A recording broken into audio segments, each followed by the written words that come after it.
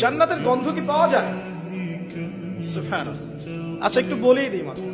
রাসূলুল্লাহ সাল্লাল্লাহু আলাইহি ওয়াসাল্লাম মেরাজে হঠাৎ সুঘ্রাণ। নবী সাল্লাল্লাহু আলাইহি ওয়াসাল্লাম বলছেন, কোত্থেকে আসছে এটা? জিবরাইল আলাইহিস সালাম উত্তর দিচ্ছেন, এটা হচ্ছে ফেরাউনের মেয়ের চুল আঁচড়ে দিত একজন দাসী, যার হাত থেকে একদিন চিরুনি পড়ে গিয়েছিল। সে বলেছিল বিসমিল্লাহ বলে চিরুনি উঠিয়েছে, উঠে আবার আচড়ানো শুরু করেছে। এখন এর মেয়ে শুনে ফেলেছে বিসমিল্লাহ বলে উঠিয়েছে।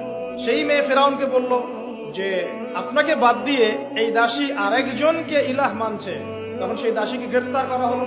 তুমি কার উপাসনা করছো, কার ইবাদত করছো? সে দাসী বলছে, আমি এক আল্লাহর ইবাদত করি। কে আল্লাহ?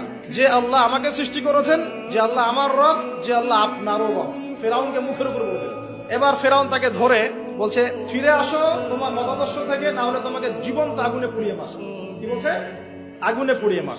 তো সে ফিরে আসে না। তখন ফেরাউন দেখলো তার সন্তান সন্ততি আছে কিনা। সন্তানরা আমাদের সফট কর্নার না, সন্তানকে ডেকে আনা, দুইটা বাচ্চা, দুইটা কি তিনটা বাচ্চা। বলছে, ফিরে আসো, আমাকে ইলাহ বলে স্বীকার করো, না হলে তোমার সন্তানদেরকে আগুনে ফেলে দিব। সেই মহিলা বলছে, আমার তো মাত্র 3টা সন্তান, আমার যদি এর চাইতেও বেশি সন্তান থাকতো তারপর আমি ফিরে আসতাম না। একে একে মায়ের চোখের সামনে এক এক করে বাচ্চাদেরকে জীবন্ত আগুনে পুড়িয়ে ফেলা। শেষমেশ সেই মেয়েটাকেও, সেই দাসীকেও জীবন্ত আগুনে পুড়িয়ে দেওয়া হলো। নবী সাল্লাল্লাহু আলাইহি ওয়াসাল্লামকে জিবরাইল আলাইহিস সালাম বলছেন, ওই যে ফেরাউনের দাসী, অনেকে বলেছে তার নাম আসিয়া, এই নামটা কোরআনে নাই। নবীজি পেলেন তো? অন্য কোন নবী পেয়েছেন? অন্য কোন নবীর ক্ষেত্রে এটা দলিল পাওয়া যাচ্ছে না, কিন্তু নবী সাল্লাল্লাহু আলাইহি ওয়াসাল্লামের ক্ষেত্রে দলিল পাওয়া যাচ্ছে।